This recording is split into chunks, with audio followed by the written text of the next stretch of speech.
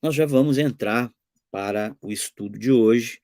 Como eu disse, né, hoje nós estaremos falando sobre o tabernáculo de Deus com os homens. Hoje nós vamos estar focados aqui, trazer um ensinamento mais objetivo, tá, para os irmãos, para que os irmãos que já estão tendo esse entendimento de que a nova Jerusalém desce no início do reino milenar, hoje eu vou colocar mais uma pedrinha nessa edificação, tá? Hoje eu vou trazer mais um argumento, mais, vamos dizer assim, mais uma constatação, que para você que já está alegre com essa revelação, vai ficar um pouquinho mais feliz ainda com esse entendimento, tá bom? Então, irmãos, nós vamos ler um texto aqui, tá? Texto de Ezequiel 37, tá bom? Deixa eu abrir aqui a minha Bíblia, Ezequiel 37. Esse vai ser o texto mais longo que nós vamos estar lendo, e depois os demais textos não serão textos longos, tá? Os irmãos sabem que eu gosto muito de ler, né, fazer os meus vídeos, as minhas lives, né, sempre debruçado na palavra, né? Então, irmãos, o capítulo 37 de Ezequiel, todo mundo conhece, né? É um capítulo muito famoso. É um capítulo que fala acerca do vale de ossos secos, né? Então, nós sabemos que o vale de ossos secos, né, nem todos cristãos, né, os nossos irmãos, né, das igrejas evangélicas, de muitas igrejas evangélicas, muitas denominações evangélicas, nem todos os nossos irmãos têm o entendimento que nós, que conhecemos as duas casas de Israel, temos, porque muitos dos nossos irmãos acreditam que esse texto aqui está falando, né, é, do povo de Israel, né, do Israel carnal, ou seja, há alguns que dizem que isso já teve um certo cumprimento lá em 1948, né, quando a nação de Israel voltou, né, ali, literalmente falando, na Palestina, ali na terra de Israel, e outros que dizem que esse texto é um texto que sim, fala da ressurreição, né, mas a ressurreição de Israel, né, do Israel carnal, lá no final da grande tribulação, conforme está dito em Mateus 24, versículo 29, que após a tribulação daqueles dias, então aparecerá o Senhor, o sinal no céu, né, o sol se escurecerá, a lua não dará sua luz, se transformará em sangue, né, coisa assim. E aí verá o Senhor, né, vereis o Senhor nos céus, né, sobre as nuvens, com poder e grande glória, ele enviará os seus anjos para recolher os seus escolhidos, né, dos quatro cantos da terra. Há muitos que acreditam que esse texto é um texto para o Israel carnal, mas nós, irmãos, que temos o entendimento das duas casas de Israel, nós que já discernimos, né, que na verdade os profetas profetizaram para nós, né, conforme diz Pedro em sua primeira epístola, né, no capítulo 1, verso 10 ao 12. Né? Pedro diz, o apóstolo Pedro disse que os profetas, eles profetizaram do Espírito de Cristo que estava sobre eles, né? Não ministraram para si mesmos, mas para nós, a igreja, né? Acerca, né, dos mistérios, das grandezas de Deus, né, das quais Cristo viria cumprir, ou seja, das obras que Cristo haveria de cumprir, né? E aí Pedro diz que nós, eles no caso, né, os apóstolos, é, estavam ministrando acerca deste mesmo, dessa mesma palavra, dessa mesma mensagem que os profetas anunciaram. E Pedro diz que também eles ministraram sobre, os profetas ministraram, não para eles, mas para nós, a igreja, né, acerca da graça, ou seja, os profetas ministraram acerca da graça, acerca de Cristo, não ministraram para eles, mas ministraram para a igreja, e eles tinham o Espírito de Cristo sobre eles. Então, irmãos, a mensagem dos profetas é uma mensagem para a igreja. Nós também, né, diz, segundo o apóstolo Paulo nos diz, né, ali no capítulo 3 de Efésios, nós estamos fundados sobre o fundamento dos apóstolos e dos profetas, e de Cristo, que é a principal pedra de esquina. Então, nós estamos fundados sobre o fundamento dos apóstolos e profetas. Por quê? Porque, irmãos, quando os apóstolos escreveram os evangelhos e as cartas, né, apostólicas, não havia Novo Testamento, né? eles estavam sempre fazendo uso, né, da Torá, né, do Taná, né, o Velho Testamento, da lei de Moisés, dos Salmos e dos profetas. Então, irmãos, as palavras dos profetas, sejam esses Abraão, né, que era profeta, Moisés, seja Davi, seja qual, não são somente os profetas, quando nós dizemos os profetas, não estamos falando apenas dos profetas aqui como Isaías, Ezequiel, né, que estão ali, né, na palavra de Deus ali, mas também outros profetas como Samuel, como Moisés, como Abraão, né, como Davi, enfim. Então, todos os profetas da Bíblia, né, eles anunciaram a respeito de Cristo, né, de suas duas vindas, né, da primeira vinda e da segunda vinda, e eles falaram para a igreja. É isso que Pedro está falando. Então, irmãos, nós já entendemos muito bem isso e procuramos fazer bom uso, né, das palavras dos profetas. Inclusive Pedro diz em sua segunda epístola, no capítulo 1, no verso 19, que nós devemos reter muito bem e firmemente as palavras dos profetas, porque ela nos serve como uma candeia que ilumina em lugar escuro até que a estrela da alva nasça em nossos corações, a estrela da alva que é Cristo. Então, olha, Pedro está dizendo, olha, retenham firmemente as palavras dos profetas, porque elas são como uma lâmpada, uma candeia que ilumina em lugar escuro, né? Ou seja, os profetas é como uma candeia, né, que está iluminando o livro da lei, que está iluminando, né, é, o, a primeira aliança, né, para trazer a glória, né, de Cristo, que está escondida também na primeira aliança. Então, é muito importante termos esse entendimento, mas eu creio que estou falando para uma grande maioria de irmãos que tem esse entendimento, por isso não preciso ficar aqui me aprofundando, me alongando muito a respeito disso. Então vamos para o texto de Ezequiel 37, que eu repito, é um texto que todo mundo conhece, um texto por demais conhecido, que fala a respeito da ressurreição da igreja. A ressurreição da igreja é a ressurreição do Israel espiritual, as duas casas de Israel, casa de Judá e casa de Israel, que creem, em Cristo Jesus, nossos irmãos que estão mortos, né, que estão aguardando no paraíso, no seio de Abraão, que está no Sheol, mundo dos mortos, que no grego é chamado de Hades, né, mundo dos mortos, né? Constantemente também essa palavra é traduzida para inferno, mas para aqueles que têm um entendimento distorcido dessa palavra inferno, então é melhor citarmos mundo dos mortos, né? Porque para muitos inferno é apenas um lugar de tormentos, quando na verdade, né, essa é uma palavra do latim, se não me falha a memória, inferno, né? Que é partes, regiões inferiores da Terra, né? Mas a melhor expressão mesmo, eu acredito, é Sheol, ou Hades também pode ser, mas aqui, como nós estamos no Velho Testamento, então vamos fazer uso da palavra Sheol. Então, diz a palavra aqui em Ezequiel 37, que o Senhor deu essa visão para o profeta Ezequiel, né? Veio sobre ele a mão do Senhor, e ele, o Senhor, levou ele pelo Espírito do Senhor, né, no meio de um vale que estava cheio de ossos, né? E, e fez ele andar ao redor daquele lugar, e eram muito numerosos na sua superfície, né? Na superfície do vale, e estava sequíssimo aqueles ossos, né? Então, o Senhor perguntou a Ezequiel, né? Filho do homem, né? Filho do homem, acaso poderão reviver, né, estes ossos? Respondeu o profeta, né? Senhor Deus, tu sabes.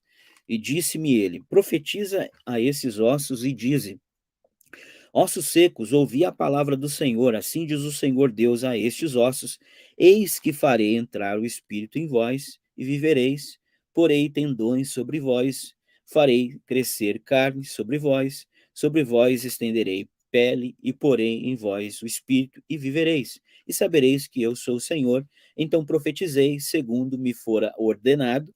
Enquanto eu profetizava, houve um ruído, um barulho de ossos que batiam contra ossos e se ajuntaram, cada osso ao seu osso. Olhei, e eis que havia tendões sobre eles, e cresceram as carnes, e se estendeu a pele sobre eles, mas não havia neles o espírito. Então ele me disse: profetiza ao espírito, profetiza, ó filho do homem, e dize-lhe: assim diz o Senhor Deus: vem dos quatro ventos, ó espírito, e assopra sobre estes mortos, para que vivam. Profetizei como ele me ordenara, e o espírito entrou neles, e viveram, e se puseram em pé um exército sobremodo numeroso. Então me disse: filho do homem, estes ossos são toda a casa de Israel. Toda a casa de Israel. Eis que dizem: os nossos ossos se secaram e pereceu a nossa esperança. Estamos de todo exterminados. Portanto, profetiza e dize-lhes: assim diz o Senhor Deus: eis que abrirei as vossas sepulturas e vos farei sair delas, ó povo meu, e vos trarei a terra de Israel. Então veja, irmãos, que o Senhor vai abrir as sepulturas desse Israel, né, que é toda a casa de Israel. Toda a casa de Israel, irmãos, é toda a casa de Israel. Quando Deus fala toda a casa de Israel, é porque ele está falando do povo dele. E ele diz que toda a casa de Israel, meu povo, né? Ele diz: e vos farei sair dela, ó povo meu, e vos trarei a terra de Israel. Então ele diz que todos esses ossos representam toda a casa de Israel, e ele diz que esse é o seu povo, tá? E então sabereis que eu sou o Senhor quando eu abrir as vossas sepulturas e vos fazer sair dela, ó povo meu. Porém, em vós o meu espírito, espírito aqui com letra maiúscula no português, e a palavra no original é que é Rua, que é o Rua Kodesh, o Espírito Santo, né? E vivereis e vos estabelecerei na vossa própria terra. Então, esse povo que está sendo ressuscitado, esse povo é o povo que Deus está estabelecendo eles na sua própria terra, tá? Ou seja, que está fazendo eles herdarem a sua própria terra. Então sabereis que eu, Senhor, disse isto e o fiz, diz o Senhor. Então veja, irmãos, esse povo aqui é todo Israel de Deus, que Deus está ressuscitando e está levando para a sua própria terra para entrar na herança, para tomar posse da herança. Esse é o povo de Israel que vai herdar a terra de Israel, tá? Então nós vamos ver isso aqui claramente, que esse é o povo de Deus, que o profeta Ezequiel vai estar tratando a respeito dele, tá? No restante do livro, ou seja, em todo o livro aqui, profeticamente falando, né? Daqui para frente, capítulo 37. No capítulo 33, nós podemos ver o início da última semana, porque no capítulo 33 a gente tem toque de trombeta, né? Falando de uma forma tipológica aqui, tá? Capítulo 33, Ezequiel, né? O início seria o início da última semana. Ali tem toque de trombeta, ali tem atalaia. Depois, no capítulo 34, tem falso profeta, tem cães gulosos, pastores falsos. Aí a gente vê a ação do falso profeta. No capítulo 35, tem uma profecia contra os montes de Edom, apontando para o anticristo, né? No capítulo 36, nós temos uma profecia para os montes de Israel, para santificar o nome do Senhor. Então, o nome do Senhor será santificado no meio da grande tribulação. Capítulo 37 é o capítulo que fala, né, da ressurreição, ou seja, do final da última semana. Então, do capítulo 33 ao 37, a gente teria aí, de forma tipológica, a última semana. Do 38 ao 39, nós vimos a batalha do Armagedon, né, Gog e Magog, ali, né, Cristo pelejando já com a igreja glorificada contra Gog e Magog. E do 40 ao 48, nós temos o reino milenar, a festa dos tabernáculos, porém, né, nós vamos ver que será utilizado uma linguagem, né, uma linguagem da qual, né, como sempre, os profetas sempre fazem isso, eles vão utilizar uma linguagem da qual aquele povo dos quais eles haviam escrito, né, pudessem compreender, uma linguagem da velha aliança, uma linguagem da lei, né? Então nós vamos entender que claramente, do capítulo 40 ao 48, nós temos ali o quê? A festa dos tabernáculos, o reino milenar. Então, veja que há uma ordem cronológica perfeita. Também há uma ordem cronológica quando a gente compara o livro de Ezequiel com o livro de Apocalipse, por exemplo. Olha só que coisa interessante isso aqui, eu gosto de falar isso porque isso aqui também traz muita luz para nós entendermos, né? Então, se você olhar para o livro de Ezequiel e para o livro de Apocalipse, você vai ver que esses dois livros eles estão muito pareios, né? Muito semelhantes, uma similaridade muito grande entre eles, né? Tanto é que Ezequiel é conhecido como profeta das visões e João também é conhecido como profeta das visões, não é? Então, no capítulo 1 de Ezequiel, a gente tem o quê? Falar de uma forma bem assim, rápida, simples para os irmãos entenderem, né? É, então, Ezequiel capítulo 1, a gente vê Ezequiel vendo a glória de Deus. Ele vê a glória de Deus, o Senhor assentado sobre um trono, né, glorioso, né? No capítulo 1 e ele vê quatro seres viventes. João vê isso também lá em Apocalipse capítulo 4, né? Quando ele vê o trono da glória do Senhor, e ele vê também 24 anciões e quatro seres viventes. Então, em Ezequiel capítulo 1 e Apocalipse 4, é, a gente percebe que existe uma similaridade. Então, Ezequiel viu uma coisa e João viu uma coisa semelhante, ou seja, ele teve a mesma visão, né? A única diferença é que Ezequiel, ele viu isso como que olhando da terra, né? Por isso que ele viu que acima dos quatro seres viventes, ou seja, abaixo do trono, havia algo semelhante como um firmamento, né?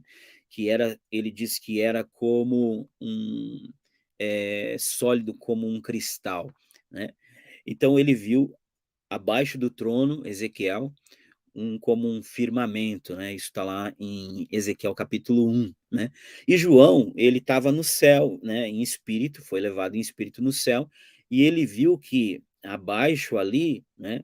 Do trono tinha quatro seres viventes, mas também tinha um mar de vidro. Então, para João era um mar de vidro e para Ezequiel era como um firmamento de cristal, mas ambos como de cristal. Eu acredito que eles tiveram a mesma visão, entretanto, de uma perspectiva diferente. Ezequiel, ele teve uma outra coisa que Ezequiel viu, semelhante a que João viu, foi que Ezequiel, ele viu, né, no capítulo 2 e 3, ele viu um livrinho escrito por dentro, selado por dentro e por fora, né, com ais dentro desse livrinho, um livrinho que ele comeu, né, que eu acho que era amargo quando ele comeu, né, e foi-lhe dito para que ele profetizasse para Israel, né? E João também, lá em Apocalipse 10, ele tem a mesma visão, e João, então, ele vai, come aquele livrinho, e também lhe é dito para que ele profetize mais uma vez para povos, tribos, línguas e nações. Por quê? Conquanto que Ezequiel foi dito para ele profetizar para Israel, e o Senhor diz para Ezequiel que ele tinha que profetizar para o Israel que falava a sua própria língua, e não para um povo que falasse uma língua bárbara. Mas aqui já João, Deus está falando que ele vai profetizar para povos, tribos, línguas e nações, porque o Israel da nova aliança é um Israel formado por povos, tribos, línguas e nações. Nós vamos ver também, né, que Ezequiel, ele viu os quatro juízos de Deus, os quatro cavaleiros, né, que está ali no capítulo 7 de Ezequiel. Nós vamos ver que também João viu isso no capítulo 6 de Apocalipse, os quatro juízos de Deus, os quatro cavaleiros, né. Ezequiel também viu a imagem do ciúme no capítulo 8, né, no qual o povo de Israel adorava a imagem do ciúme que estava dentro do templo. E João também ele teve a visão da imagem da besta em Apocalipse 13. Então, Ezequiel, ele viu, né, no capítulo 20 de Ezequiel, ele viu o povo de Israel indo para um último êxodo, um segundo êxodo, né? No capítulo 20 de Ezequiel está dito que o povo de Israel, do tempo do fim, será levado para o deserto mais uma vez em um outro êxodo. Então, Ezequiel teve essa visão do povo de Israel indo para o deserto em um outro êxodo. E da mesma maneira também João ele viu em Apocalipse 12, né, a mulher sendo levada para o deserto em um outro êxodo, né? Também Ezequiel ele viu um homem de linho fino no capítulo 9, né, com um tintureiro na mão, pronto para marcar a testa daqueles que estavam gemendo e suspirando pelos pecados e as transgressões que se fazia na terra de Israel, ou seja, todos aqueles que estavam gemendo e suspirando, todos aqueles justos que estavam contra o pecado que estava sendo feito em Israel, o homem de linho fino marcaria suas testas com o selo de Deus para livrá-los, né, do juízo que haveria de vir. Então nós vemos também que João, ele viu a mesma coisa, lá em Apocalipse 7, ele viu aquele anjo que veio do nascente do sol, tendo o selo de Deus para marcar, né, na testa, para selar com o selo de Deus os eleitos de Deus, a saber, os 144 mil. Então, todas essas visões semelhantes não são por acaso, né? Ezequiel também, ele viu a batalha de Gog e Magog, ou seja, né, tanto podemos aplicá-la para a batalha do Armagedon antes do início do reino milenar, quanto a Gog e Magog do tempo do fim. Mas Ezequiel, ele teve essa visão, né? E João também, ele viu isso lá em Apocalipse 16, né?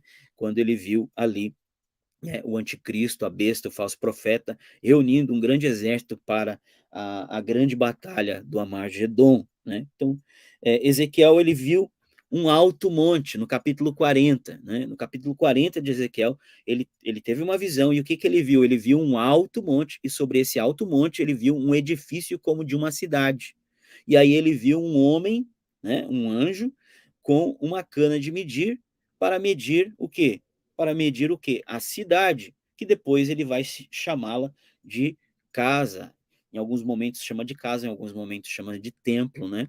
A maior parte das vezes que você vê traduzido em português templo, a palavra ali é bait, que é casa. Então, sempre quando você ler aí, na maioria das vezes que você lê lá em Ezequiel, quando está traduzido em português templo, na maioria das vezes vai estar escrito bait, que é casa, né? Então, Deus, ele mostrou para Ezequiel o quê? Um alto monte, lá em Ezequiel 40. E o que ele viu? Sobre o alto monte, um edifício como de uma cidade, e logo após ele viu um homem com uma cana de medir e saiu para medir o quê? A cidade e o santuário ali que havia naquela cidade que estava sobre aquele alto monte. Então, da mesma maneira como está dito em Ezequiel 40, no verso 5, 4 e 5, melhor dizendo, né, que Ezequiel, ele teve essa visão em um alto monte, e ele viu uma cidade edificada sobre esse alto monte, né, e um anjo com uma vara de medir. Também João teve essa mesma visão, né? É, Obviamente que, quando nós dizemos a mesma visão, não necessariamente, como nós já vimos aqui, todos os detalhes são iguais, né? Porque todas essas visões que Ezequiel teve, que são semelhantes às visões que João teve, nós dissemos aqui que são as mesmas visões, porém os detalhes, né? Alguns detalhes são diferentes. Quando Ezequiel fala a respeito da visão e João fala a respeito da mesma visão, eles falam algumas coisas diferentes, né? Então, isso para nós é algo que eu acho que não é difícil de entender isso, né? Então, lá em Apocalipse 21, né, nós vemos que João, ele é elevado em espírito a um alto monte, olha, alto monte, ele viu a cidade da Nova Jerusalém, né, sobre esse alto monte. E quando ele viu essa cidade sobre esse alto monte, ele logo viu também um anjo que tinha uma cana de medir, que saiu para medir a cidade. Então, irmãos, nada disso é por acaso. Ezequiel também ele viu no capítulo 47, né, um rio que saía debaixo do limiar do templo, né? E também nós vemos que João também viu isso lá em Apocalipse 22, um rio da água da vida, né, que sai debaixo do trono de Deus. Também Ezequiel viu, né, muitas árvores, né, de um lado e do outro da margem do rio, né, árvores cujas folhas eram para a cura das nações, lá em Ezequiel 37, 47 está dito isso, e, e que dão seus frutos de mês em mês, exatamente como está dito em Apocalipse 22, que também dentro da cidade da Nova Jerusalém havia a árvore da vida que dava seu fruto de mês em mês, cujas folhas também eram para a cura das nações. Então, os irmãos estão vendo que realmente tudo o que nós estamos trazendo aqui são coisas coerentes, né? Não dá para dizer que o que nós estamos falando aqui não seja verdade, porque são coisas coerentes. Agora, né, existem certamente algumas coisas das quais nós ainda não tivemos o entendimento. Nós temos que ter a humildade para reconhecer que, apesar de estarmos entendendo muitas coisas, nós também precisamos reconhecer que ainda estamos engatinhando dentro dessas revelações que o Senhor tem nos dado, mas acredito sim que estamos no caminho correto, tá? E eu acredito que, devido estarmos no caminho correto, eu acredito que o Senhor ele vai trazer muitos acréscimos, não só a mim, mas aos demais irmãos que também têm se dedicado, né, primeiramente, até mesmo muito antes do que eu, a trazer esse tipo de ensinamento acerca da Nova Jerusalém descendo antes. Então vamos lá para o capítulo 37, vamos mergulhar um pouquinho aqui no capítulo 37, que tem coisas muito interessantes aqui, irmãos. Então, nós já lemos aqui que esse povo que vai ressuscitar é o povo que vai herdar a terra de Israel, é o povo que o Senhor vai levar e vai estabelecê-lo dentro da terra de Israel, né? E agora, vamos ver aqui algumas coisas interessantes. Do versículo 15 do capítulo 37 em diante, nós vamos ver, né, o Senhor falando aqui da continuação da visão que Ezequiel está vendo. Primeiro ele viu um vale de ossos secos, agora Ezequiel ele vai ter uma segunda visão dentro desse mesmo contexto, e ele vai, na verdade, Ezequiel vai receber uma palavra do Senhor, né? E o Senhor vai dizer para ele, olha, filho do homem, né? Que é uma expressão que o Senhor usa para Ezequiel e que aponta para o próprio Cristo, né? Ele vai dizer para ele, ó, toma um pedaço de madeira, ou seja, uma vara, né? Toma um pedaço de vara, né? É, e escreve nela para Judá e para os filhos de Israel, seus companheiros, ou seja, tribo de Benjamim e os levitas que estavam na casa de Judá. Então, Judá e os companheiros deles israelitas, Benjamim, né? E os levitas que estavam habitando na região da Judéia, porque o templo ficava em Jerusalém. Então, haviam muitos levitas que estavam também inseridos na casa de Judá, tá? É, então, eh, toma outro pedaço de madeira e escreve nele: "Para José, pedaço de madeira de Efraim". Então, olha só, esse pedaço de madeira, ou seja, essa vara era de Efraim, mas escreve para José, né, para José, pedaço de madeira de Efraim, para para toda a casa de Israel, ou seja, toda a casa de Israel, as 10 tribos, né, 10 tribos que aponta para a plenitude dos gentios, seus companheiros, e ajunta, né, as duas varas, uma à outra, faze delas uma só, né, uma só, para que se tornem apenas uma só na sua mão. Quando te falarem os filhos do teu povo, dizendo: não nos revelará o que significa estas coisas, tu lhes dirás: assim diz o Senhor Deus: eis que tomarei o pedaço de madeira, ou a vara de José, que esteve nas mãos de Efraim e das tribos de Israel, suas companheiras, e o ajuntarei ao pedaço de Judá, e farei deles um só pedaço, e se tornarão apenas um na sua mão.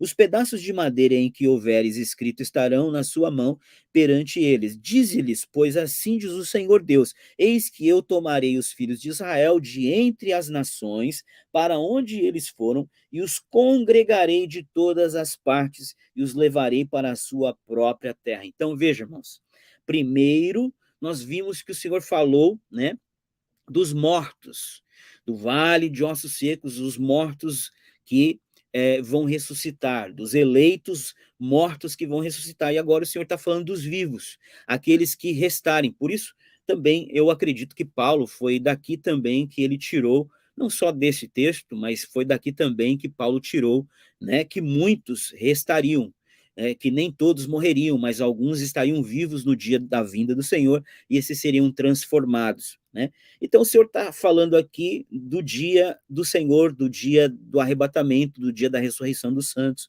em que ele vai unir de uma vez por todas as duas casas de Israel, casa de Judá e casa de Israel, como diz em Osés, capítulo 1, versículo de número 11, né? Que os filhos de Judá e os filhos de Israel se congregarão juntos, né? e constituirão sobre si uma só cabeça, que é Cristo, e juntos subirão da terra, porque grande será o dia de Jezreel, o dia da ressurreição, o dia da volta de Jesus. Então, juntos subirão da terra, né? A casa de Judá e a casa de Israel, né? Os eleitos, né? Formando a igreja, os santos, né? Do Senhor, tanto os mortos quanto os vivos, tá? Então, aí está. E vos levarei para a sua própria terra. Farei deles, versículo 22, farei deles uma só nação na terra, uma só nação. Olha só, uma só nação. Não haverá dois Israel no reino milenar, mas apenas um Israel. E farei deles uma só nação, né? Na terra, nos montes de Israel, e um só rei será rei de todos eles. Nunca mais serão duas nações, nunca mais para o futuro se dividirão em dois reinos, nunca mais se contaminarão com os ídolos, nem com suas abominações, nem com qualquer das suas transgressões. Livrá-los-ei de todas as suas apostasias em que pecaram, e os purificarei. Assim eles serão o meu povo, e eu serei o seu Deus. Irmãos, estamos chegando na parte que eu quero. Então, eu tive que ler todo esse contexto para que os irmãos entendam aquilo que eu vou estar falando logo, logo. Então, aguardem, tá? Então, verso 24: o meu servo Davi reinará sobre eles. Davi aqui aponta para Cristo. Então, quando se diz Davi, aqui é Cristo. O meu servo Davi reinará sobre eles, todos eles terão um só pastor, andarão nos meus juízos, guardarão os meus estatutos e os observarão. Então, esses aqui são toda a casa de Israel, né? São uma só nação. O Senhor Jesus vai reinar sobre eles, né? Vai apacentá-los e habitarão na terra que dei a meu servo Jacó. Então tá claro que eles vão habitar ali, eles vão herdar essa terra, na qual vossos pais habitaram. Habitarão nela eles e seus filhos, e os filhos dos seus filhos, para sempre, para sempre. E Davi, meu servo, será seu príncipe. Irmãos, vejam, quem é esse povo que vai habitar? É o povo que ressuscitou, é o povo que está vindo dos quatro cantos da terra e está sendo restaurado, transformado, glorificado. Esse é o povo, é o Israel espiritual que está sendo transformado no dia do Senhor, tá? Então, o Vale de Ossos Secos é o nosso ponto de partida, por quê? Para a gente entender quem é o povo. É preciso entender quem é o povo do qual Ezequiel vai estar falando, tá? Então, nós já entendemos que se trata de nós, o povo de Israel, o povo Israel de Deus eleito, escolhido, o remanescente fiel, formado por judeus e gentios que creem no Senhor Jesus. Amém? Então, vamos lá. Agora, versículo 25, né? Então, é, habitarão na terra que dei a meu servo Jacó, no qual vossos pais habitaram, habitarão nela, eles e seus filhos e os filhos dos seus filhos, para sempre, e Davi, meu servo, será seu príncipe eternamente. Então, Davi será seu príncipe, tá? Então, príncipe aqui, que vocês vão ver lá em Ezequiel do 40 ao 48, que vai estar sendo falado ali de uma forma figurada, fazendo uso, né, da linguagem da lei, né, você vai ver que ele aponta para Cristo. Então, aqui no capítulo 37 está deixando claro que Cristo, ele é o príncipe, tá? Ele vos será vosso príncipe eternamente. Versículo 26. Farei com eles aliança de paz, será aliança perpétua, tá? Estabelecê-los-ei e os multiplicarei e porei o meu santuário no meio deles. Olha aqui, essa é a parte importante que eu queria que os irmãos focassem, tá? E eu porei, olha só, versículo 26, e porei o meu santuário no meio deles para sempre, tá? O meu tabernáculo estará com eles e eu serei seu Deus e eles serão meu povo. Olha, o meu tabernáculo estará com eles e eu serei o seu Deus e eles serão meu povo. Irmãos, o Senhor está falando aqui, olha, eu vou pôr o meu santuário no meio deles e o meu tabernáculo estará com eles, e eu serei o seu povo, eu serei o seu Deus, e eles serão o meu povo, tá? as nações saberão que eu sou o Senhor que santifico a Israel quando o meu santuário estiver para sempre no meio deles. Então, irmãos, olha só, quem diz que Ezequiel não falou sobre o tabernáculo de Deus e o santuário de Deus está enganado, porque Ezequiel está dizendo aqui, esse povo, eles serão levados para a terra de Israel, e o Senhor vai colocar o santuário dele no meio deles, e o tabernáculo dele estará com eles para sempre. Irmãos, o tabernáculo de Deus nunca esteve aqui na terra, literalmente. Tudo que foi feito, todos os templos, tabernáculos que foram feitos, foram sombras do tabernáculo do céu. Mas Deus está falando aqui por meio do profeta Ezequiel que ele vai colocar o seu santuário no meio deles. E o tabernáculo dele, do Senhor, estará com eles para sempre. Ele será o Deus deles e eles serão o seu povo. Olha que coisa interessante, irmãos. E aí, então, olha que coisa interessantíssima que eu quero que os irmãos entendam. Ezequiel 37, né, o verso 27, está falando aqui, o meu tabernáculo estará com eles, e eu serei o seu Deus, e eles serão o meu povo. Exatamente, irmãos, como está dito em Apocalipse 21, 3. Olha só, eu vou reler novamente, vou ler mais uma vez Ezequiel 37, 27. O meu tabernáculo estará com eles, com eles. Eu serei o seu Deus e eles serão meu povo. Agora, olha Apocalipse 21, 3, que fala da nova Jerusalém descendo dos céus, né? O anjo disse, vem, vou te mostrar a nova Jerusalém. Aí ele diz no verso 3, então ouvi grande voz que vinha do trono, dizendo, eis o tabernáculo de Deus com os homens. Eles serão o povo de Deus, e Deus mesmo estará com eles. Olha só, irmãos, é exatamente o mesmo texto. Eu vou repetir. Ezequiel 37, 27. O meu tabernáculo estará com eles. Eu serei o seu Deus, e eles serão o meu povo. O tabernáculo de Deus estará com eles, e ele será o seu Deus, e eles serão o seu povo. Apocalipse 21, 3. Eis o tabernáculo de Deus com os homens. Eles serão o povo de Deus, e Deus mesmo estará com eles. Então, é o mesmo texto, exatamente o mesmo texto. E se você tem uma Bíblia de aplicativo, e você for lá em Apocalipse 21, 3, e buscar os textos que são semelhantes, né?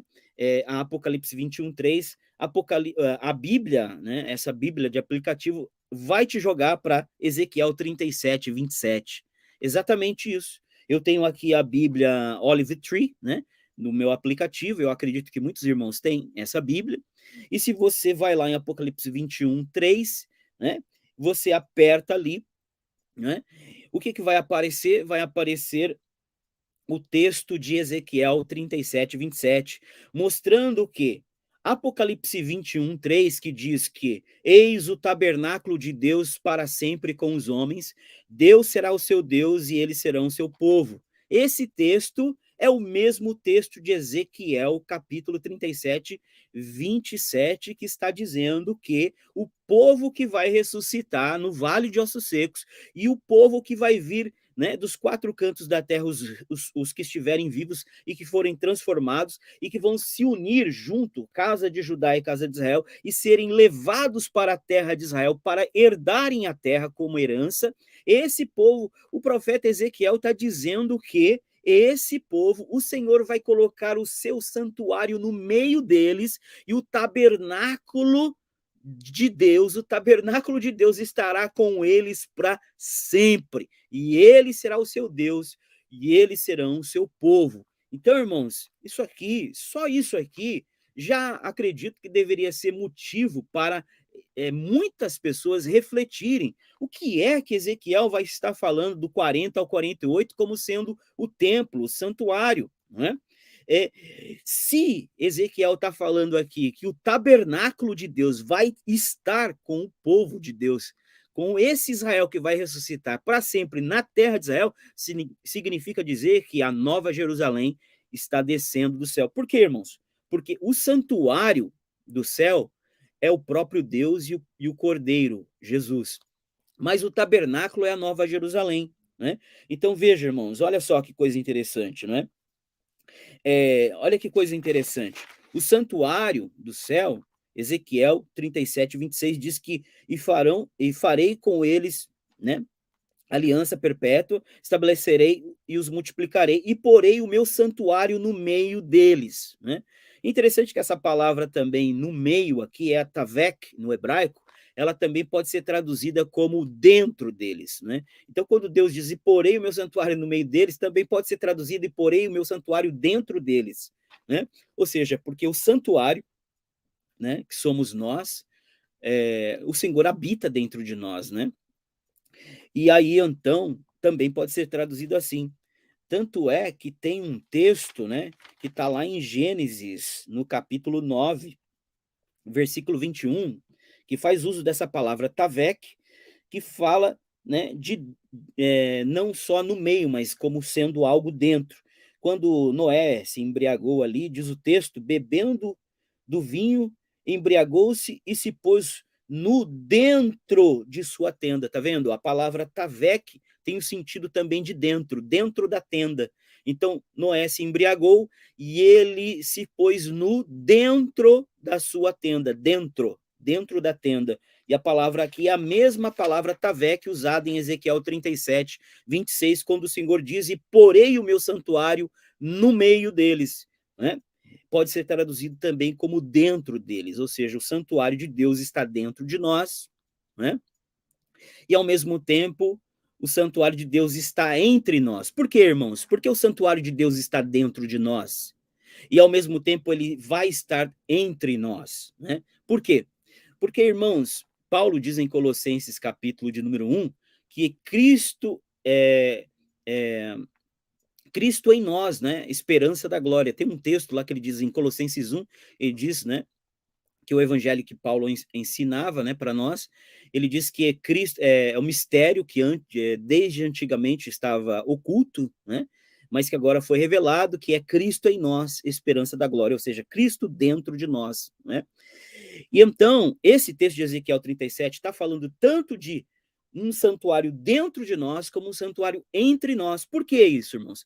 Porque santuário, né, de acordo com Apocalipse, é o próprio Pai e o próprio Filho.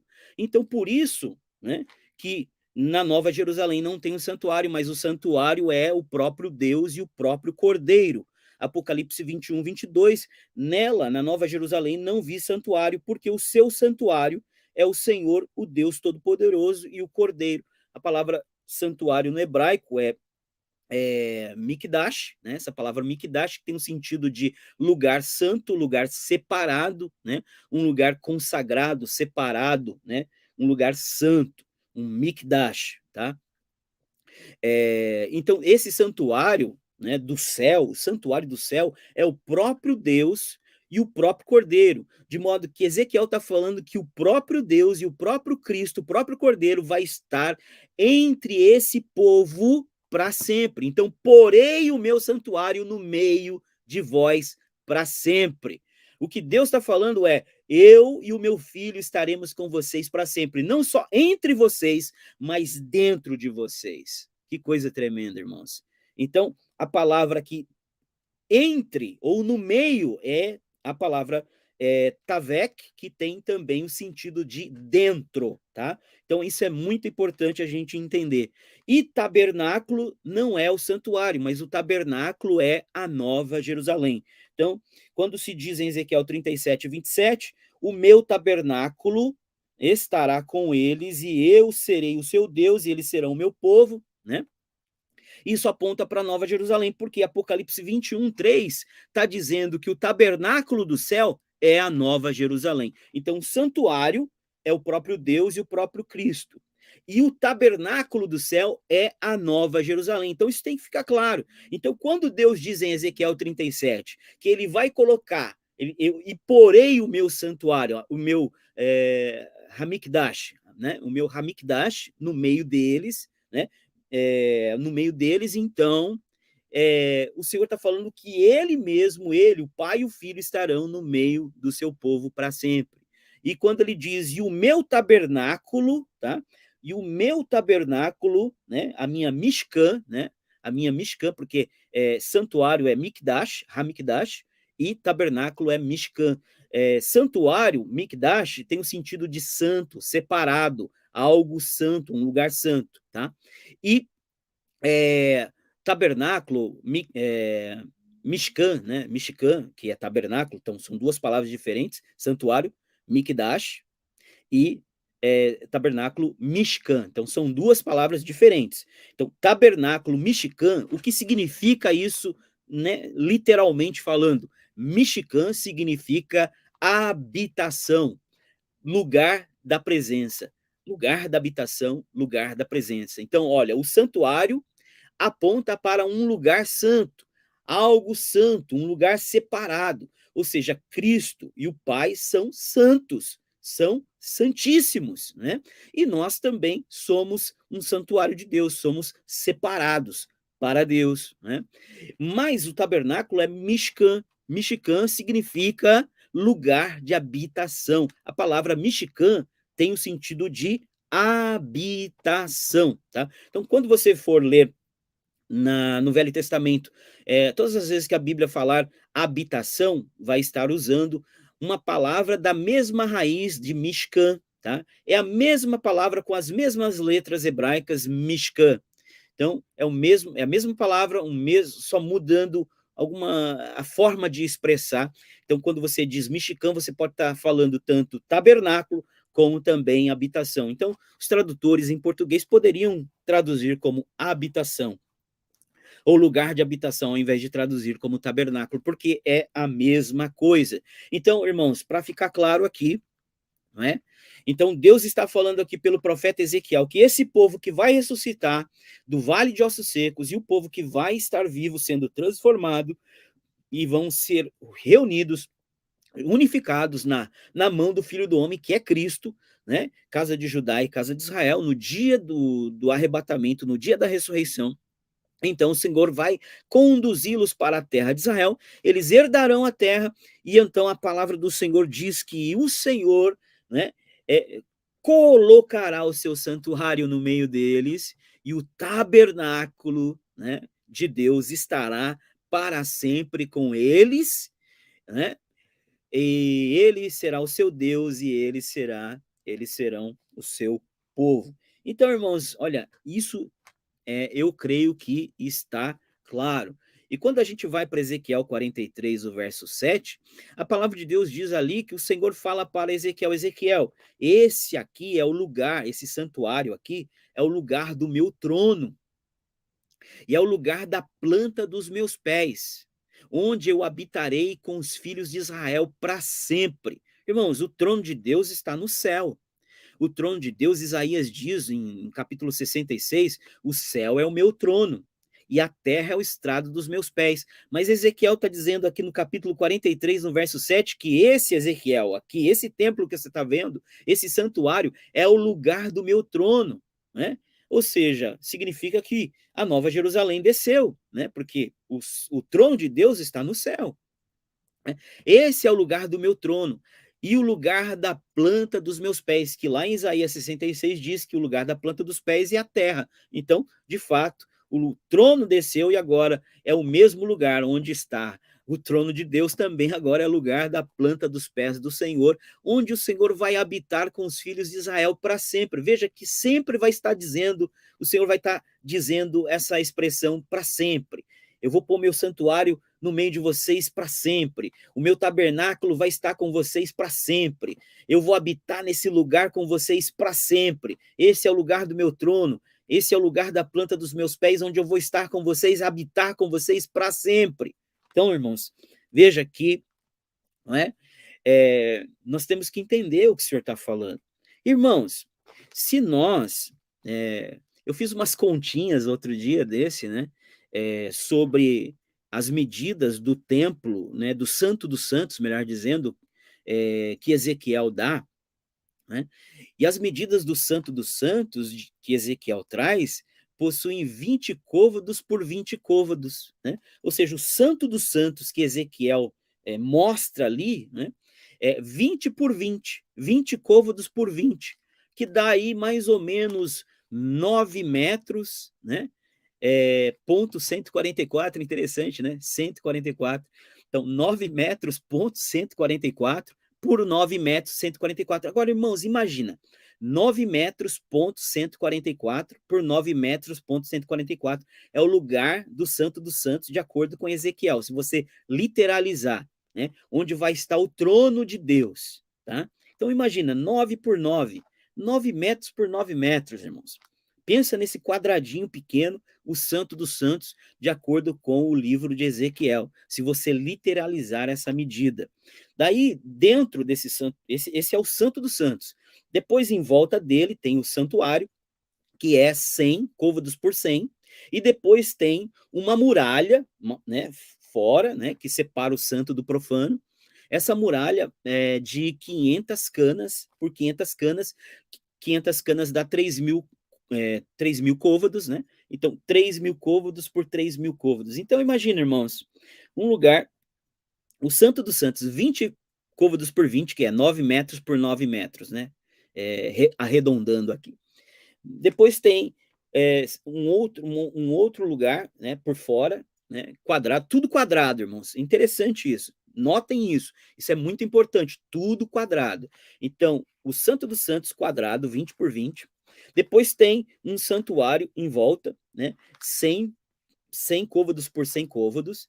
Depois tem então, 20 por 20, depois 100 por 100, e depois tem 3 mil côvados por 3 mil côvados, é a medida quadrangular do muro, né? Que está sendo dito que é 500 canas por 500 canas, que dá 3 mil côvados por 3 mil côvados, né? 500 canas, né? Dá isso. E daí você tem um quadrado maior de 25 mil côvados por 25 mil côvados. Então, tudo é quadrado ali na visão de Ezequiel, irmãos.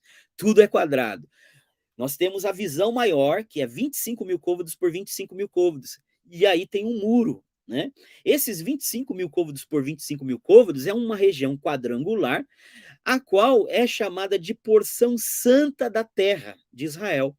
É chamada também do melhor da terra, Ezequiel também chama de o melhor da terra, porção santa, a qual será dada para o príncipe, né, que vai herdar toda essa porção, tanto a porção que vai estar sendo dada para os sacerdotes da ordem de Zadok, quanto para os sacerdotes da ordem de Levi, porque os levitas também ali são sacerdotes, de acordo com Ezequiel, né, agora não me lembro o capítulo exatamente, o capítulo 40, versículo 45, vai dizer que os sacerdotes de Zadok são sacerdotes do altar, né, guardas do altar, e os sacerdotes levitas são sacerdotes guardas do templo. Então, ali tudo é sacerdote que aponta para a ordem de Melquisedeque, irmãos.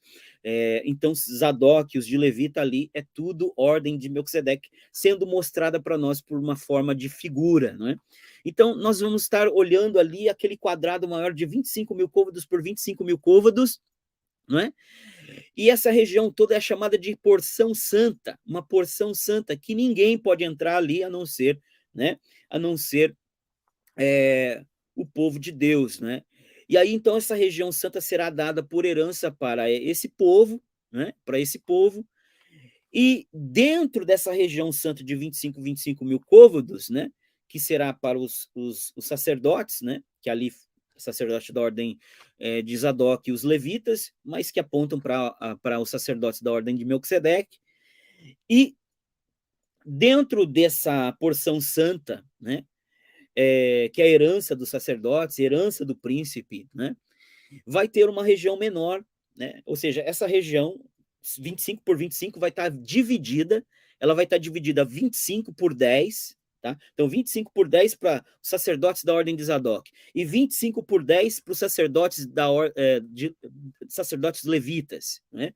E 5 por 25 no meio, né, vai ser reservado para os celeiros, e no meio dessa porção de 25 por 5, né, porque, irmão, são 25 por 25, então 25, 10, mais 25, 10, só que sobra 5 no meio. Esses 5 no meio, né, 5 no meio ali, côvados que sobra, tem uma cidade no meio ali, e tem os celeiros que está sendo dito ali que é para armazenar os alimentos, né? Então, dentro desse contexto, na região norte, na porção que será dada para os sacerdotes da ordem de Zadok, estará o santuário, onde estará o Santo dos Santos, que é 20 por 20, ou seja, 9 metros, ponto 144 por 9 metros, ponto 144, onde estará o trono de Deus, o Santo dos Santos e o trono de Deus. Agora eu te pergunto, irmãos, você consegue imaginar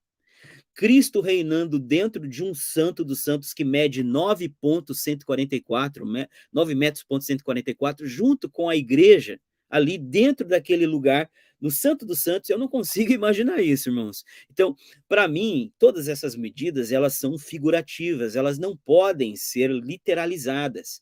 Não são medidas que foram dadas para a gente literalizar, porque senão Cristo estaria tendo que reinar ali dentro desse Santo dos Santos, né, que mede, né, em metros, 9 metros, ponto 144 por 9 metros, ponto 144. E se você fizer uma continha, né, cada metro quadrado, dizem, né, as pesquisas que eu fiz, cada metro quadrado, você colocando pessoas de pé, você consegue colocar 4 pessoas, né? Então, se são 9 metros quadrados, você consegue colocar no máximo ali 36 pessoas, porque 4 vezes 9 dá 36. Então, Jesus ali reinando e uns 35, né? 36 pessoas no máximo ali, junto com Cristo, reinando com ele ali no Santo dos Santos, irmãos. Isso é algo que, assim, eu estou trazendo isso para os irmãos meditarem. Dá para os irmãos entenderem que isso não é algo literal, né? Senão nós vamos estar reinando com Cristo ali, né? Dentro desse lugar, até porque, né, de acordo com outros irmãos que pensam de forma literal, né, a porção maior de 25 mil côvados por 25 mil côvados será dada para um Israel segundo a carne, sacerdotes da ordem de Zadok, carnais, e levitas carnais, de modo que sobra só para a gente, só o Santo dos Santos, irmãos, que mede 20 por 20. Então, Cristo e todos os milhares de santos glorificados vão ter que reinar com ele dentro de um cubículo de 9 metros, ponto 144 por 9 metros, ponto 144. É ali o lugar da morada, da habitação deles por 1000 anos. Então, irmãos, isso não faz o menor sentido, tá? Isso vai ficar claro cada vez mais e principalmente quando eu trouxer aqui a mensagem, quando eu fizer a live, melhor dizendo, das medições, né? Aí os irmãos vão ver que, de fato, todas essas medidas, irmãos, elas são simbólicas, elas são medidas espirituais que estão apontando para algo muito mais glorioso do que isso. Então, se por um lado os irmãos, né, falam aqui agora de forma respeitosa, mas também fazendo assim, é, uma descontração aqui, né? Os nossos irmãos queridos que pensam diferente de nós e que ensinam, né, a literalidade, né, do templo de Ezequiel no reino milenar, né, de forma respeitosa eu falo isso, né, às vezes eles também fazem assim umas brincadeiras, né, descontraindo, dizendo, né, mostrando ali a nova, pegando as medidas da Nova Jerusalém e transformando em metros, em quilômetros e colocando ali, né, em um mapa, né, no mapa mundi, o tamanho da Nova Jerusalém, dizendo, olha, veja como a Nova Jerusalém ela não pode vir no reino milenar nessa terra, porque ela vai ficar tão grande que até o lago de fogo vai estar dentro dela. Então, veja, irmãos, que não dá para literalizar isso, obviamente, as medidas da Nova Jerusalém ali não dá para literalizar dessa forma, da mesma maneira como também não dá para literalizar as medidas do templo de Ezequiel, porque se da mesma maneira, irmãos, se você fizer isso, você vai ter que entender que Jesus vai estar reinando em um cubículo de 9 metros por 9 metros junto com todos os santos, com toda a igreja. Então, se também é ridículo a gente literalizar a Nova Jerusalém, né, do Apocalipse como medidas literais, né, e tentar colocar aqui, né, no planeta Terra, da mesma maneira também, irmãos, é incompatível isso que eu estou dizendo. Então, mais um detalhe para você parar para refletir aí, meditar, que não dá para a gente literalizar essas coisas. Até porque, irmãos, né, Deus ele nunca mandou,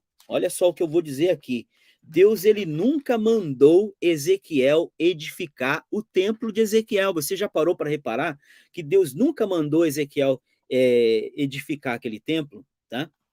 mas Deus apenas mandou ele medir o modelo.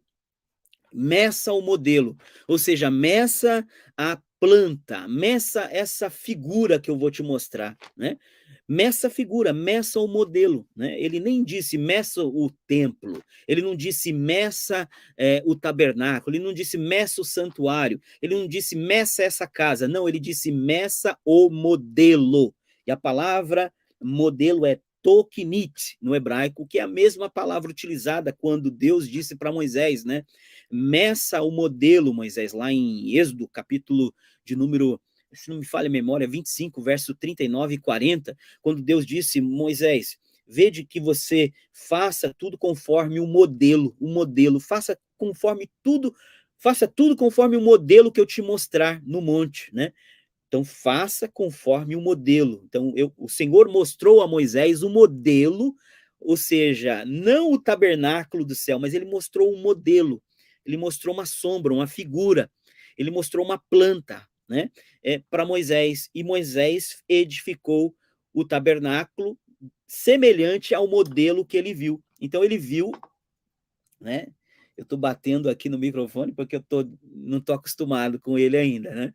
Então, Moisés ele edificou o tabernáculo, né, de acordo com o modelo que ele viu no monte.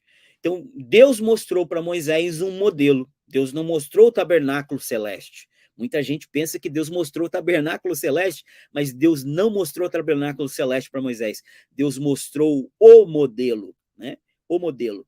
E disse para ele: faça um tabernáculo segundo esse modelo. Mas para Ezequiel, Deus disse, olha, meça o modelo, mas ele não diz, faça um tabernáculo ou um templo de acordo com esse modelo que eu estou te mostrando. Não, Deus apenas mostrou para Ezequiel o modelo. Para Moisés ele disse, olha, eu estou te mostrando o modelo, mas estou te mandando fazer um tabernáculo. Já para Ezequiel não foi dito isso. Então, lá em Êxodo 25:9, Deus está mandando Moisés edificar um tabernáculo de acordo com o modelo. Também em Isaías 44, 28, Deus está mandando o rei Ciro edificar uma casa para ele ali, que é o templo de Zorobabel. Então veja que Deus está dando ordens, né? Lá em 1 Crônicas 17, do 11 ao 12, Deus está dizendo para Davi que o filho dele vai edificar uma casa para ele, né? Ou seja, nós sabemos que isso aponta para Cristo edificando a sua casa, mas também de forma figurativa, Salomão ele edificou essa casa, esse templo, né, que Salomão edificou com ordens do próprio Deus. Então, ou seja, nós temos o tabernáculo de Moisés, Deus dando ordem para edificar o tabernáculo. Nós temos o templo de Salomão, Salomão recebendo ordens para edificar o templo. E nós temos o templo de Zorobabel, o rei Ciro recebendo ordens do Senhor, né, mesmo antes dele nascer, para edificar o templo do Senhor, e nós não temos nenhuma ordem do Senhor dizendo para Ezequiel e nem para ninguém para edificar o templo de Ezequiel, porque Deus não mostrou o templo de Ezequiel para Ezequiel construir, edificar, e nem para que ninguém o construa, porque ele era apenas um modelo, uma figura, um modelo. Tanto é que está dito em Ezequiel 43:10. Tu, pois, Ezequiel 43:10. Tu, pois, ó filho do homem, mostra à casa de Israel este templo, que no caso aqui é a palavra bait, que é casa. Então, eu sei que muita gente, quando lê isso aqui, já está pensando templo mesmo, mas o Senhor está falando casa. Só que ele trata, templo para Deus é casa, irmãos, é morada de Deus, né? Então, nós somos templo do Espírito Santo, porque nós somos uma casa. Então, tu, pois, ao filho do homem, mostra a casa de Israel este templo, ou seja, essa casa, para que ela se envergonhe das suas iniquidades, para que eles, melhor dizendo, se envergonhem das suas iniquidades, e meça o modelo, e meça o modelo. Então, Ezequiel, meça o modelo. Tira as medidas do modelo, e a palavra é toknit, modelo, planta, figura, tá? Sombra, é isso. Então, o templo de Ezequiel, alguém vai dizer, mas não pode ser sombra da Nova Jerusalém, não pode ser sombra, porque ele nunca foi construído. Irmãos, nunca será, não foi e nunca será. Então, o Senhor está dizendo aqui, não espere que o Senhor vá construir o templo de Ezequiel de forma literal, porque esse templo aqui não será jamais construído. Ele é apenas um templo que o Senhor está mostrando como modelo, assim como Deus mostrou o modelo do tabernáculo celeste para Moisés, tá? E disse lá em Hebreus, escritores Hebreus diz no capítulo 8, verso 5, que não só o tabernáculo e a ministração dos sacerdotes da ordem de Arão e os levitas eram figura das coisas celestes, Hebreus 8, 5, ó, a ministração sacerdotal dos sacerdotes da ordem levítica, o escritor Hebreus está dizendo que isso era sombra e figura das coisas celestes, tá? Então, sombra e figura das coisas celestes. Mas aí o escritor Hebreus também diz assim, e também, ou seja, igualmente, né? Igualmente, o modelo que Deus mostrou para Moisés também era figura e sombra. Então, o modelo que Deus mostrou para Moisés também era figura e sombra das coisas celestes, do tabernáculo celeste. Então, aqui é a mesma palavra, em Ezequiel 43, versículo 10, o Senhor está dizendo para Ezequiel, meça o modelo. Então, olha só, vai lá, tira as medidas do modelo. Não tira as medidas da construção do modelo. Se Deus quisesse que ele tirasse as medidas para construir, ele teria dito, olha, tira as medidas e constrói. Assim como ele disse para Moisés, como ele disse para o rei Ciro, como ele disse para Salomão, construa. E isso não foi dito, tá? Então, fique claro isso aqui, não está dito que Deus mandou edificar o templo de Ezequiel, tá bom, irmãos? Então, o templo de Ezequiel é um templo que está sendo mostrado de uma forma figurativa, tá? E esse templo vai apontar tanto para o povo de Deus, quanto para, né, a Nova Jerusalém. Então, uma linguagem figurada que Deus, que o profeta, melhor dizendo, Ezequiel, está usando, né, que era comum para aquela época, ou seja, uma linguagem do livro da lei, da velha aliança. Então, nós precisamos de ter olhos espirituais para discernir todas essas coisas. Amém, irmãos? Então, os irmãos viram aí que, de fato, né, esse santuário que o Senhor diz, eu porei o meu santuário no meio deles, né, eu porei o meu santuário no meio deles para sempre, e o meu tabernáculo estará com eles para sempre. Eu serei o Deus deles e eles serão o meu povo, tá? Então, irmãos, nós vemos claramente aqui que o tabernáculo de Deus, Deus está falando que estará com eles. Veja, irmãos, que quando Deus diz santuário, ele diz santuário entre eles, ou no meio deles. E quando diz tabernáculo, é com eles. Isso é uma regra que Deus usa no livro da lei. Se eu tivesse tempo para mostrar aqui para os irmãos, eu poderia citar um texto. Eu acho que eu vou citar esse texto. Os irmãos vão ver que quando Deus fala de santuário, Mikdash, ele fala de habitar dentro ou no meio, tá? Então, santuário, sempre que Deus usar essa palavra santuário, Mikdash, Deus vai sempre falar que é para ele habitar dentro deles ou no meio deles, tá? Então, em Êxodo, né, capítulo de número 25, versículo 8 e 9, diz assim, e me farão um santuário, tá vendo? Ó? Santuário, aqui é a palavra Mikdash, tá? Santuário. E me farão um santuário para que eu possa habitar no meio deles, tá vendo? No meio. E a palavra aqui é a mesma que está em Ezequiel 37, 26, Tavek, para que eu possa habitar no meio. Então, como eu disse, já mostrei em Gênesis 20, em Gênesis 9, 22, né, eu acho, que quando Noé se embriagou, ele se viu nu dentro da sua tenda. E a palavra lá é tavec, dentro da tenda. Só que essa mesma palavra tavec, aqui no texto de Êxodo 25, né? Versículo 8, me farão um santuário para que eu possa habitar no meio deles. Então, veja, aqui está traduzido em português como no meio, mas poderia estar traduzido como dentro deles. Então, então quando Deus diz, me faça um santuário, ou seja, me faça um lugar santo, eu quero habitar em pessoas santas, lugares santos, casas santas, separadas para mim, santas. Eu vou habitar no meio deles e vou habitar dentro deles. É isso que Deus está falando, né? Só que aqui, né, no texto de Êxodo 25, é óbvio que o Senhor está falando para Moisés, né, fazer um santuário e o Senhor vai habitar no meio deles, porque esse santuário vai estar falando do próprio tabernáculo que Moisés vai edificar. E é interessante, irmãos, que esse texto aqui, de Êxodo 25, 8, é o único texto que, inclusive, é o primeiro. Ele é o primeiro que Deus está falando para Moisés edificar, e ele está falando para ele edificar um santuário, né? Só que depois aqui, Deus não vai mais usar a palavra mikdash, santuário, ele vai usar a palavra mishkan para falar de tabernáculo.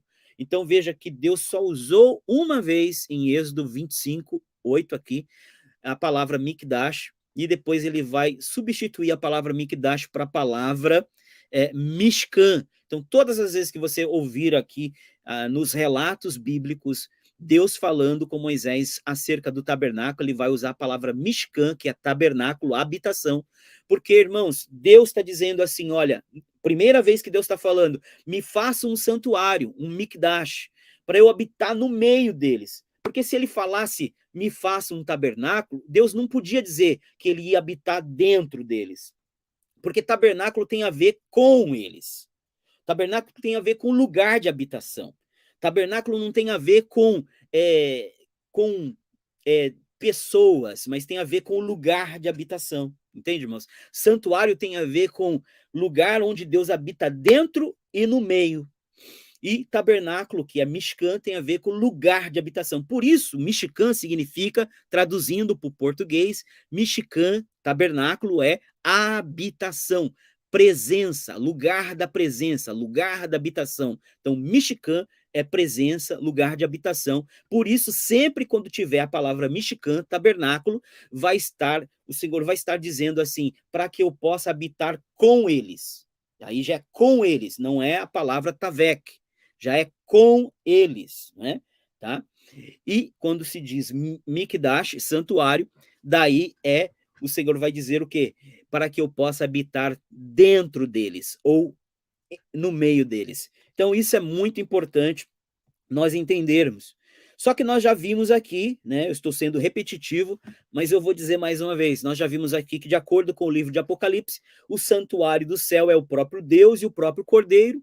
Por isso que faz sentido eles serem um santuário, porque o santuário tem a ver com Deus habitando no meio de nós e dentro de nós. Então, por isso faz sentido o santuário ser o próprio Pai e ser o próprio Filho. Então, quando se diz aqui em Ezequiel 37, 26, que o Senhor porá o seu santuário para habitar no meio deles, para sempre, no meio deles, você pode traduzir também para habitar dentro deles. Porque Deus conosco, o Pai e o Filho, né, já fazem morada dentro de nós, aliás, que nascemos de novo, né? Essa que é a grande maravilha. Então, ele habitará no meio de nós e dentro de nós. Então, por isso que, de fato, esse texto de Ezequiel 37 tem que ser o próprio Deus e o próprio Filho, porque só o próprio Deus e o próprio Filho pode habitar dentro de nós, né? É muito interessante isso. Agora, quando no verso 27 diz, e o tabernáculo, né? E o tabernáculo, e o meu tabernáculo, né? Vamos ler aqui de novo. E o meu tabernáculo, né? A minha Mishkan, o lugar da minha habitação, o lugar da minha presença, e o meu tabernáculo, olha só o que diz Ezequiel, estará com eles. com eles, e eu serei o seu Deus, e eles serão o meu povo. Tá? Exatamente como está dito em Apocalipse 21:3. Então ouvi grande voz vinda do trono dizendo: eis o tabernáculo de Deus com os homens, Deus habitará com eles, não é? E, e eles serão o seu povo, e o Senhor mesmo estará com eles, não é? Ou seja, a Nova Jerusalém é o tabernáculo de Deus conosco, e o santuário de Deus é o santuário de Deus dentro de nós e no meio de nós, que é o próprio Deus e o próprio Filho. Amém, irmãos? Veja que o próprio profeta Ezequiel, ele está dizendo, né, que esse povo de Israel que vai ressuscitar e que vai herdar a terra, esse povo, irmãos, o Senhor vai pôr o santuário dele no meio deles, e o tabernáculo de Deus vai estar com eles para sempre. Então veja, irmãos, que esse tabernáculo vai estar com os homens para sempre, com o povo de Israel que vai ressuscitar, tá? Vai estar com eles o santuário e o tabernáculo. Então tá provado aqui claramente, né? Então tudo que a gente ler do 40 ao 48, a gente tem que encaixar dentro disso. Então, como é que vão, como é que a gente vai encaixar, irmãos, isso aqui que a gente está trazendo hoje com um templo literal de Ezequiel no reino milenar, do 40 ao 48, né? Com isso aqui que está sendo dito. Se o santuário de Deus, que é o próprio Pai e o Filho, desce, né, no reino milenar, e o tabernáculo de Deus, Ezequiel está dizendo que vai descer, que vai estar com eles. Como é que pode haver um outro santuário, um outro tabernáculo? É isso que eu queria que vocês meditassem. Não tem como. É porque, de fato, irmãos, isso aqui que está sendo mostrado para os irmãos é o que de fato vai acontecer. E quando a gente olha para o capítulo 40 ao 48, a gente tem que colocar aquilo dentro disso. E aí, então, a gente tem discernimento, a gente tem revelação, e aí, então, a gente começa a compreender melhor todas essas coisas. Amém, irmãos? Então, é, eu, eu acho que para nós, hoje, está mais do que suficiente, né? Esse entendimento. Eu ia trazer um outro detalhe, né? Aqui, para mostrar para os irmãos que a Jerusalém terrestre, né, e o Israel segundo a carne não pode fazer parte disso tudo aqui que nós trouxemos aqui, porque hoje ficou claro, né, que o povo que vai herdar a terra é o povo que vai ressuscitar, e que esse povo é toda a casa de Israel. E quando diz toda a casa de Israel, é toda a casa de Israel, irmãos. Esse é o povo que vai herdar, tá? E quando a gente medita nisso, né, a gente tem que parar para pensar. Se esse povo aqui é todo o povo que vai herdar a terra, né, ou seja, vai habitar na Nova Jerusalém, que vai estar no meio da terra de Israel, mas ao mesmo tempo vai herdar toda a terra de Israel e vai reinar com Cristo, né, no mundo todo, né, se isso de fato é o que vai acontecer, então onde que fica o Israel segundo a carne, né? Que muitos interpretam como sendo um Israel que tem heranças terrenas, né? E nós, heranças espirituais. Como é que encaixa isso, irmãos? Como é que a gente encaixa isso? Bom, eu já trouxe uma outra live, né? A live passada, e falando um pouco sobre isso. Se você quiser entender um pouco melhor sobre isso, assista a live passada, né, que nós trouxemos. Mas também nós podemos, para deixar bem claro aqui para os irmãos, né, é que esse Israel que a gente vê nos profetas, né, sendo salvo, se convertendo no tempo do fim, esse Israel que a gente vê se convertendo, sendo salvo, alcançando misericórdia, se casando em uma aliança de casamento, né, conforme a gente vê que a Jerusalém terrestre, lá em Ezequiel 16, ela após ser destruída e receber sua punição de meretriz, né, conforme está dito em Ezequiel 16, vai ser oferecido para ela também o quê? Uma nova aliança eterna de casamento. E aí a gente, lendo o texto de forma cuidadosa, a gente já falou sobre isso aqui em outras lives, né?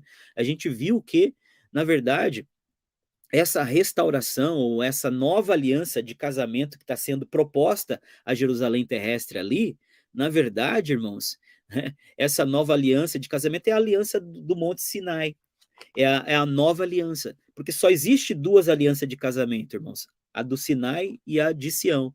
Então, a Jerusalém terrestre, como cidade, será destruída, né, para que a nova Jerusalém desça no seu lugar, tá?